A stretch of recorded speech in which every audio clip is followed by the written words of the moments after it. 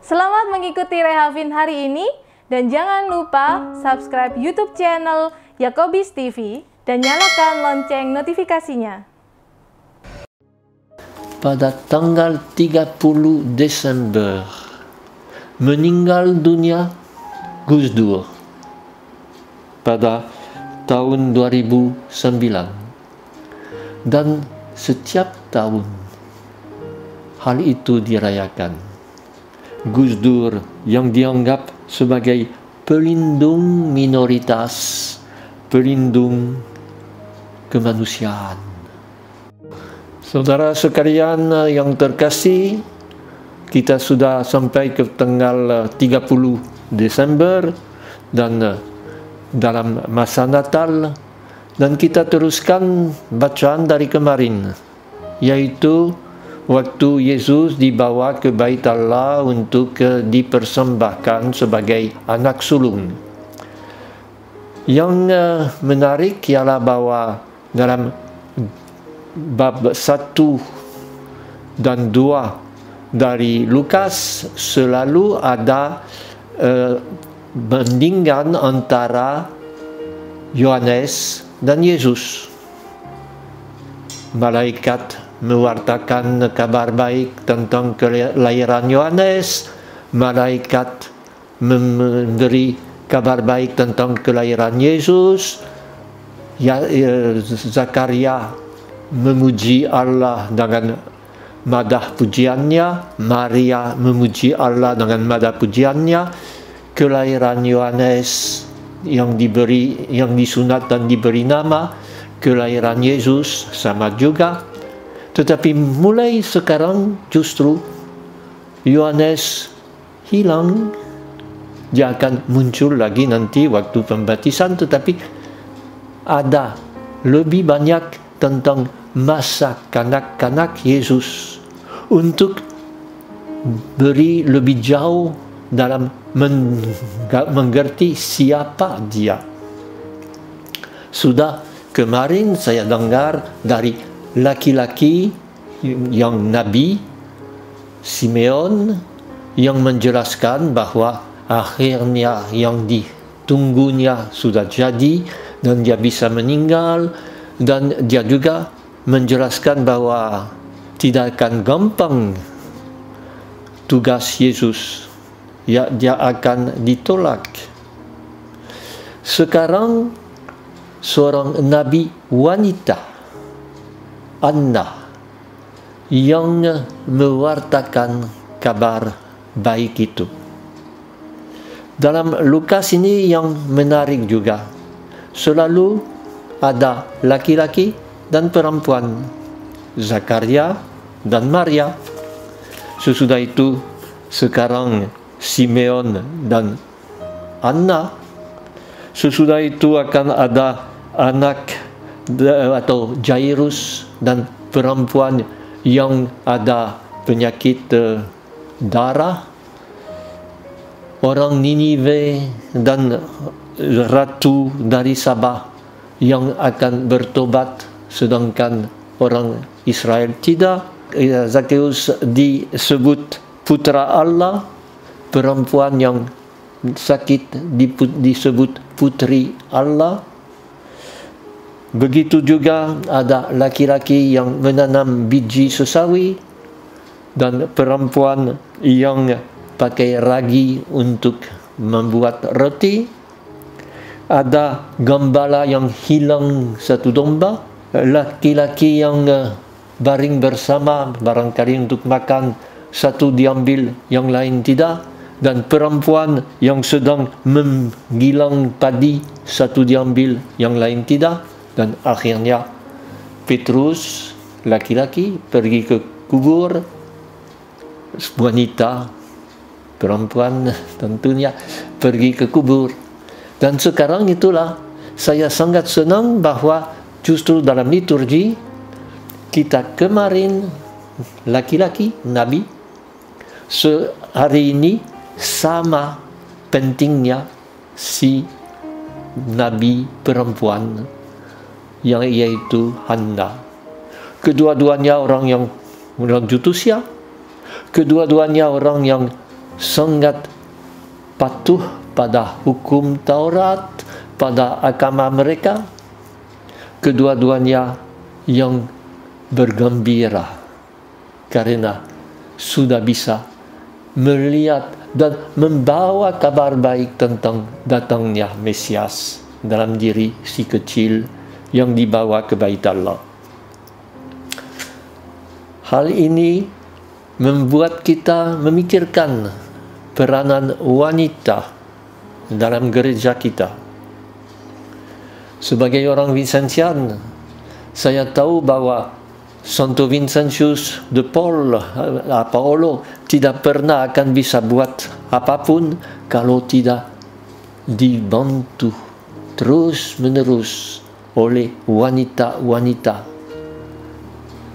yang pertama didirikan oleh Vincentius Paolo ialah kelompok Nyonya-Nyonya Caritas sebelum mendirikan pastor-pastor dari CM. Sesudah itu wanita-wanita atau nyonya-nyonya dari Caritas di Paris memungkinkan dengan uang mereka, dengan kerja mereka, bahwa karya-karya Vincentius bisa sampai ke Roma, sampai ke Aljazair, sampai ke Polandia dan macam-macam.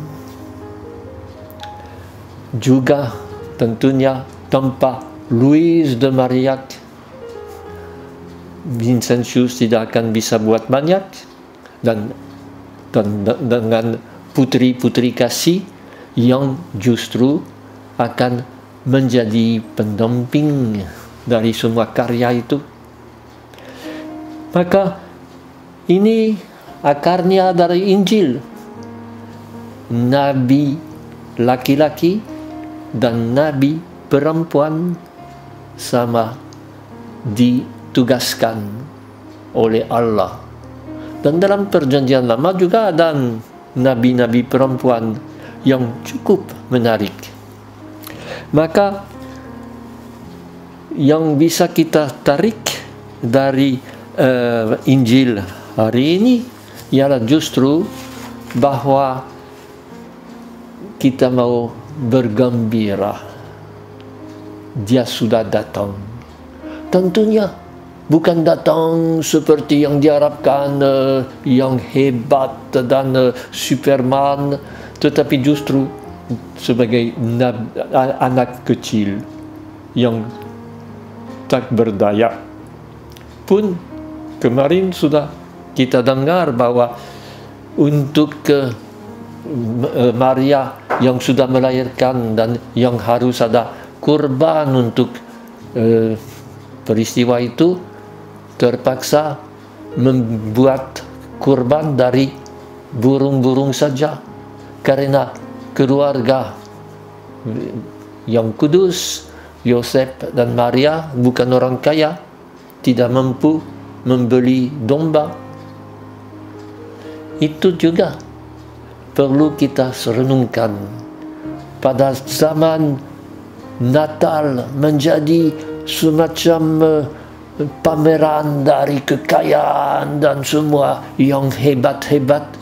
Pikirkan bahwa Natal yang sebenarnya dan sekeliling Natal itu adalah antara orang yang kecil, miskin. Anna seorang janda yang sudah begitu lama menjadi janda dan sudah tua. Siapa yang akan memperhatikan orang macam itu? Pasti walaupun dia selalu di dalam Bait Allah, tidak ada orang yang peduli dengan dia.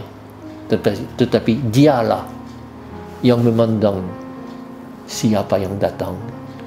Yang datang Tuhan yang datang ke Bait Allah-Nya, seperti diramalkan oleh Malaki. Dan ini yang juga bisa kita renungkan melalui bacaan pertama yang diambil dari surat pertama Yohanes. Dalam bacaan itu Penggarang surat itu selalu berkata, kamu anak-anakku yang kecil, kamu yang remaja, kamu yang bapak-bapak. Dia hanya mau seperti dulu dibuat oleh Yeremia, menekankan bahwa semua orang besar kecil dipanggil Tuhan, diselamatkan oleh Tuhan. Kemarin kita sudah merenungkan bahwa apapun keadaan kita, Tuhan akan ampuni. Dia adalah kasih. Sekarang Yohanes dalam suratnya berkata, jangan ambil semua ajaran palsu yang dibuat oleh yang disebut gnostis, yaitu orang yang anggap bahwa mereka lebih banyak tahu dari orang lain, bahwa mereka dipilih sedangkan yang lain yang dibuang, dan mereka menceritakan semua kisah-kisah yang luar biasa bodoh tentang mujizat dan hal-hal hebat. Sedangkan justru Yohanes berkata, kamulah yang kecil, kamulah yang beriman biasa, kamulah yang tahu siapa Allah, mengenal Allah. Mengenal dalam bahasa Alkitab berarti mengasihi, menjadi begitu dekat, bukan mempunyai pikiran intelektual atau pengetahuan yang aneh, tetapi mempunyai hati yang dekat dengan Allah. Dan dalam surat itu, dalam bacaan itu, Yohanes mengulang-ulangi terus hal yang sama. Aku menulis kepadamu karena kamu sudah diampuni. Jangan kira bahwa kamu harus buat hal yang hebat dan aneh. Kamu sudah diampuni karena Dia sudah datang. Semoga hal ini menjadi inti perayaan Natal, masa Natal. Kita akan merenungkannya nanti dengan dengar besok permulaan dari Injil Yohanes. Dia yang ada bersama Allah sejak semula sudah menjadi daging. Dan daging berarti dalam bahasa kitab suci manusia yang lemah, manusia yang mempunyai batas. Dan juga dia berkata bahwa harus hati-hati dunia, dalam arti semua pikiran yang mau puas dengan diri sendiri, yang tidak mau menyerahkan kepada Allah. Dunia akan menolak, tetapi tidak akan bisa menghambatnya datang. Ini juga dalam surat hari ini. Hati-hati dengan dunia. Jangan ikut kelemahan kamu sebagai manusia, tetapi serahkan diri. Kamu sudah diampuni. Kita hampir dengar 3 kaul yang biasanya jangan membiarkan diri dihanyutkan oleh keinginan manusiawi. Jangan mau pikirkan sendiri rencanamu, tetapi ikut kehendak Allah. Kemurnian, ketaatan, kemiskinan. Itu yang perlu kita renungkan, dan memang sebagai keluarga Vincentian ini inti untuk kaum awam juga, bukan untuk justru Vincentius tidak mau putri kasih menjadi biarawati. Mereka tetap orang yang biasa. Tempat kediaman mereka rumah sewa. Tempat mereka untuk berdoa jalan di kota. Gereja mereka bukan kapel sendiri, tetapi gereja paroki dan seterusnya. Sama seperti orang yang dalam Injil tadi, Simeon dan Anna, pasti orang yang begitu saleh, begitu bagus, tetapi yang untuk tuan-tuan besar dari agama, Farisi dan lain-lain, dianggap ini biasa saja. Justru mereka lah yang membawa kabar baik. Masa kini juga di dunia sekarang, cobalah kita membawa itu.